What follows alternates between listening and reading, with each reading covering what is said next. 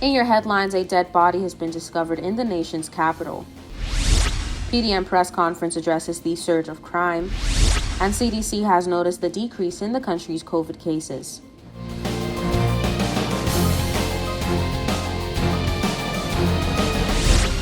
From the PTV Broadcasting Headquarters in Providenciales, your #1 source for news, I'm Erica Pinales, delivering the latest from across the country this Wednesday newscast right to your door. Newswatch starts now. A dead body has been discovered in the nation's capital, and while details surrounding the events that led to this tragedy are still being sought, Newswatch brings you what we've learned thus far.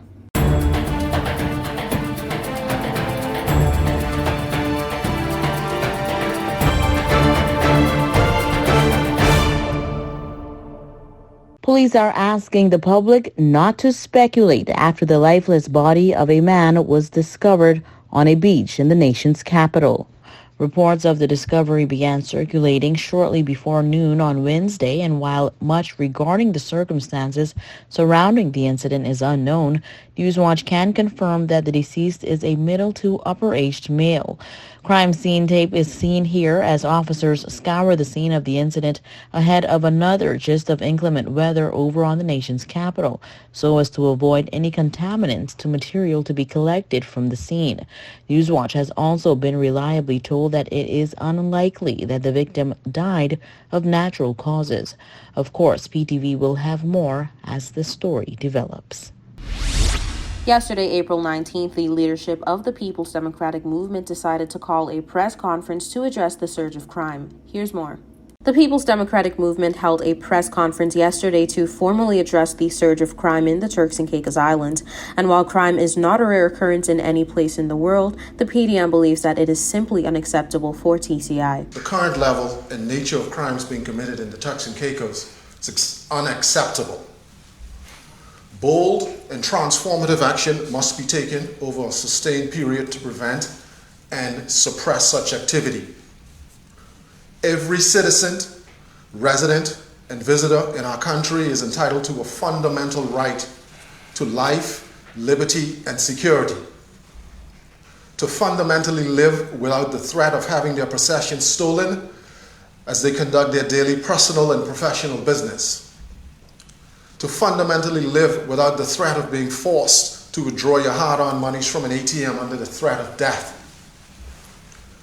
Turks and Caicos Islanders must also feel safe in their homes without the threat of their homes being invaded by thugs and those who seek to steal, destroy, and cause grievous bodily harm and lifelong trauma. The PDM explained that in these most recent times, those fundamental liberties are beginning to be eroded by a delinquent few who wish to instill fear and jeopardize our tourism industry. Those persons who have been victims of crime, I'm reasonably assured that justice will be served on your behalf.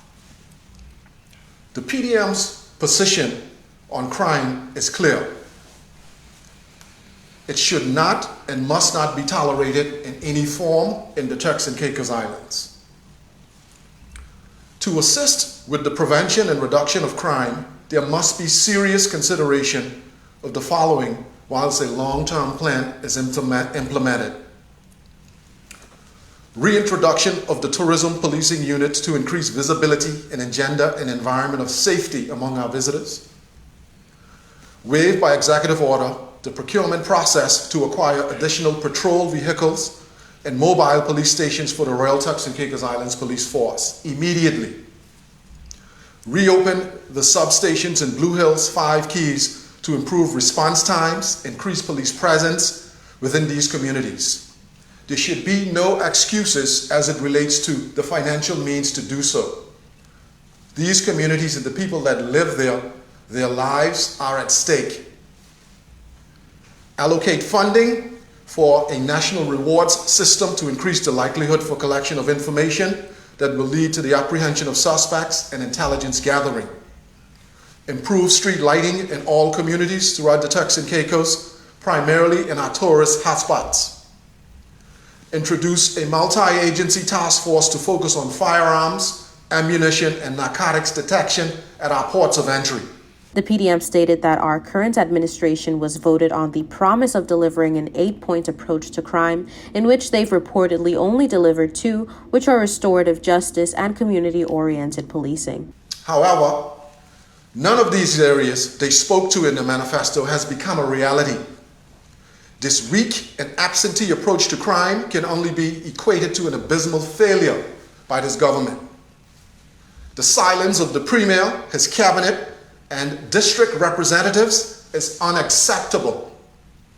The citizens of this country that your government have a contract with need to know what your plan is. However, if all citizens would refresh their minds as to what was in this government's manifesto as it relates to fighting crime, this is exactly what could be expected: silence and inaction. The PDM says they will stand willingly to partner with all agencies to assist with crime reduction and prevention, and Honorable Alvin Garland, appointed member of the opposition, stood to contradict the stand taken by our current administration leading back to elections in 2021. It was this government that campaigned and made it an issue of illegal sloops and crime at the time during the 2021 campaign and the general election. It was this government who had promised that they had the expertise and the wherewithal how to deal with crime and the illegal sloops coming into our borders. However, this government has thus far failed.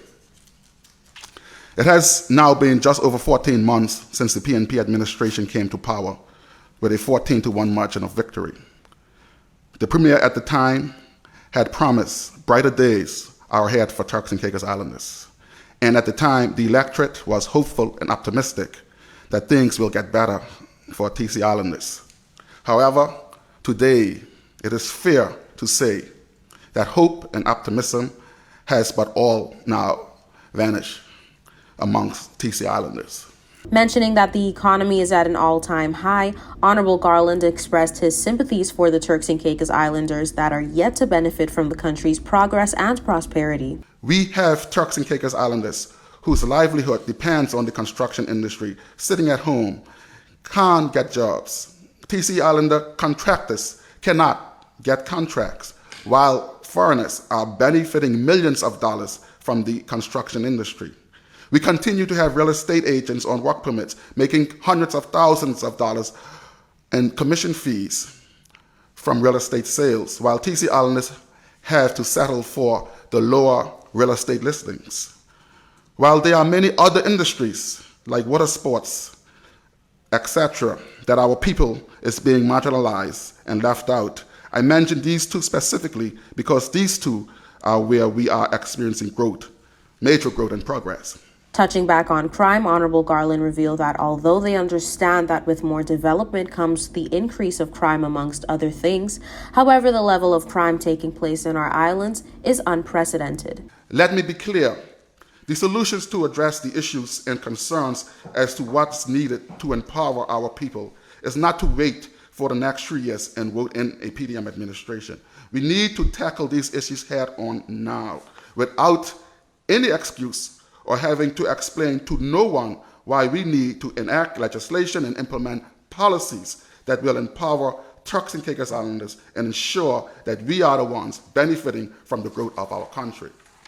Finally, I now turn my attention to the current issue at hand, which is the increase in violent and gun-related crimes that has overtaken our country, especially in the settlements of 5 Keys and Blue Hills on the islands of Providence Islands.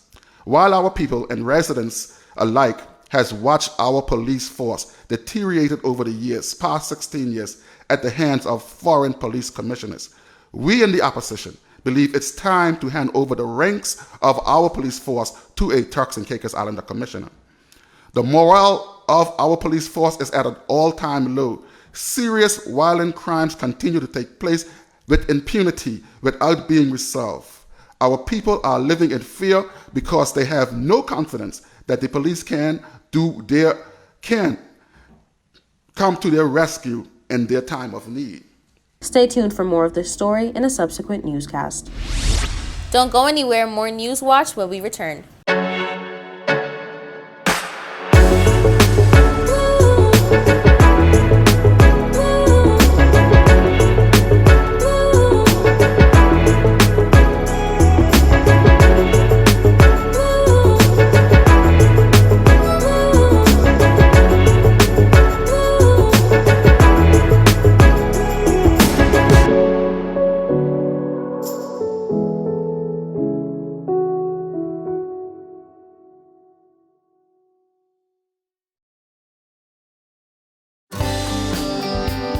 This is a reminder that all PTV service accounts are due on the first day of each month. Accounts should be brought up to date by the 28th of the month to avoid disruption in service. Payments may be made on our office at Stubbs Diamond Plaza, Providenciales, Mides Plaza, North Caicos, and Airport Road in South Caicos. Payments may also be made online using Scotiabank, CIBC First Caribbean Bank, and Royal Bank of Canada. Please allow 3 business days for online payments to be processed. We thank you for your cooperation.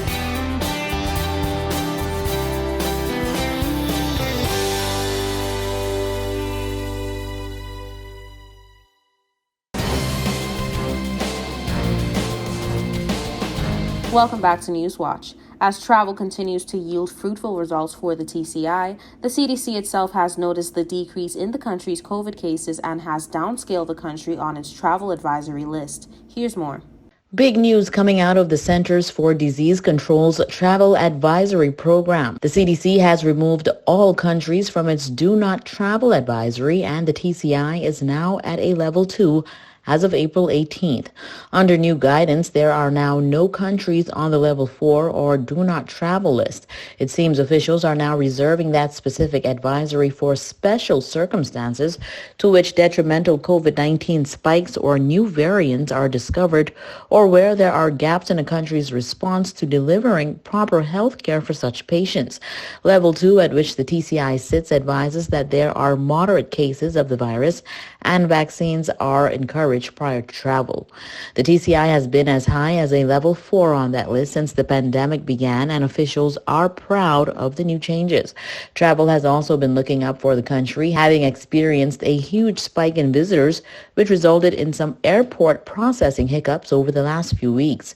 Health officials are now looking toward treating the pandemic as an endemic, which means that the disease is still around, however, at a level that is not causing significant disruption to daily living. Dedicated member of the RTCIPF for the past 23 years, Dwight Gardner, shared a message to the community in his new role as Superintendent of Divisions in Community Policing. Take a look. In the Turks and Caicos Islands, we are faced with numerous challenges, such as the prevalence of serious crime and firearm-related offenses, an influx in illegal migration, and long-standing issues with reoffending, all of which impact on our individual and collective security. Dwight said that as the stewards of security, the RTCIPF are embracing the opportunity to be transformative in the way they confront challenges. This will be accomplished by being citizen-focused as a police force, underpinned by the 3 objectives of our community policing strategy. 1, partnership engagement with all stakeholders to build safer communities. 2, supporting educational institutions. And 3, maintaining and developing neighborhood watch groups. The sum of our objectives involve police partnering with stakeholders and relevant agencies in developing and supporting initiatives that will speak directly to the root causes of our challenges. We will develop and facilitate youth-centered programs, re-establish the DARE program in our schools, support rehabilitation programs, and develop neighborhood watch groups and community-assisted patrols. Strategically and operationally, a prevention-first approach to policing will be adapted by our frontline officers with an aim of preventing and reducing crime and victimization. Furthermore, Gardner said that the RTCIPF understands the history of mistrust between some segments of the community and the police force. Police will be tackled with a concerted investment in forging better relationships to bridge this gap, leveraging on our shared interests of building safer communities and creating safe spaces for our children and families. As I reaffirm myself to serving my beautiful country, I humbly ask that you give me, and by extension, the World Turks and Caicos Islands Police Force, the opportunity to serve you. Trust us. We will work towards shaping a better TCI. Together we can. Join us on this journey as we build a safer Turks and Caicos Islands. Don't touch that remote. We'll be right back. Coming up next is your weather forecast. This is a reminder that all PTV service accounts are due on the first day of each month. Accounts should be brought up to date by the 28th of the month to avoid disruption in service.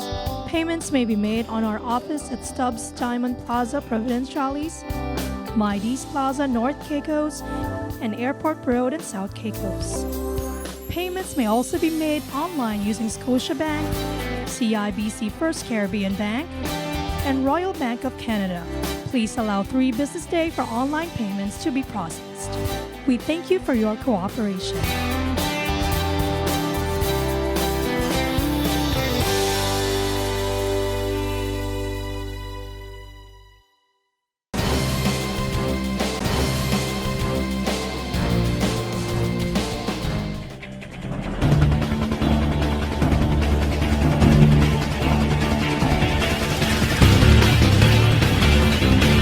The TCI Swimming Federation has made history.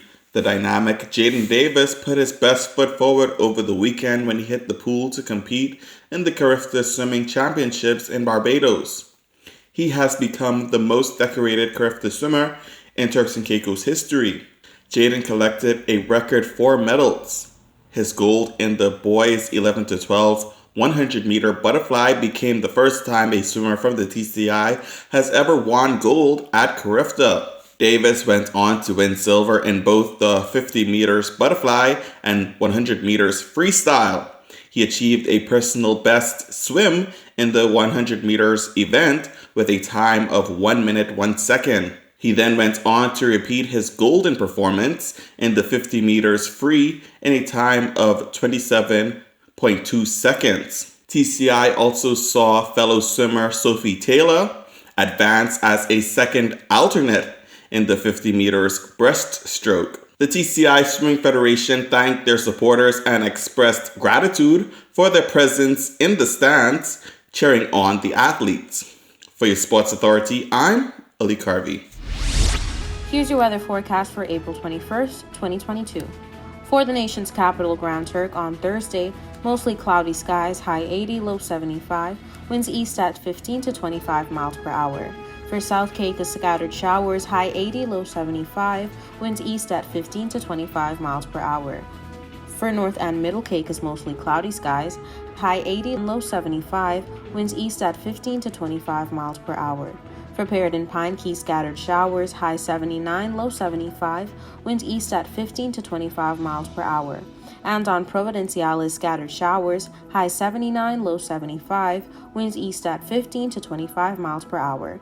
Now for your sunrise and sunset. Sunrise 6:25 a.m., sunset 7:11 p.m. And for your high tides and low tides, high tides 12:04 a.m., 12:05 p.m., and low tides 6:04 a.m., 6:04 p.m.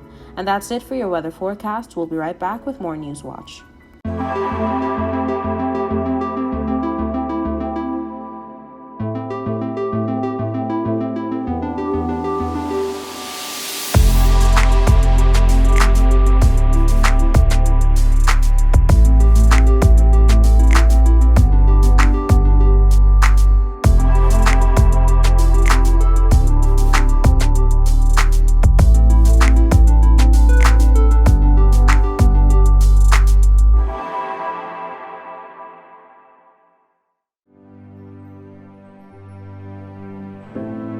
Here at People's Television, we're more than just your leading news and entertainment services.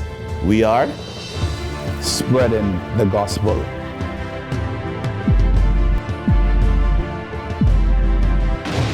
We are breaking barriers. We are preserving the culture. Each one, teach one. We are committed to excellence. We're creating change. We are creating memories. We are the future. am PTV. I am PTV. I am PTV. I am PTV. We are PTV. We are continuing the legacy. We are PTV.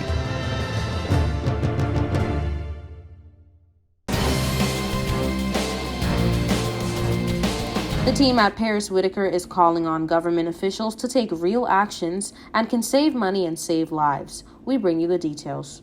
A booming tourism industry for Turks and Caicos has led to more tourists on the water.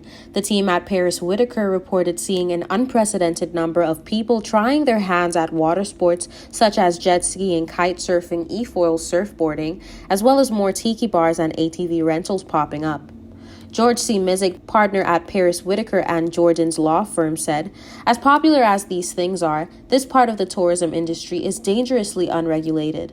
We're seeing an increase in water sports and motor-related accidents and far too many incidences of uninsured and underinsured motorists." He continued, "This isn't a future problem. This is a major problem right now. We're already seeing heavier traffic on the water that includes intoxicated jet ski and boat operators. Over the last few months alone, we've tragically seen an increase in visitors sustaining serious injuries that have led to amputation and broken bones." The team at Paris Whitaker believe that these incidents are bad for everyone involved. The injured parties may face life-altering ailments, while local business owners face lawsuits that could close their operations forever.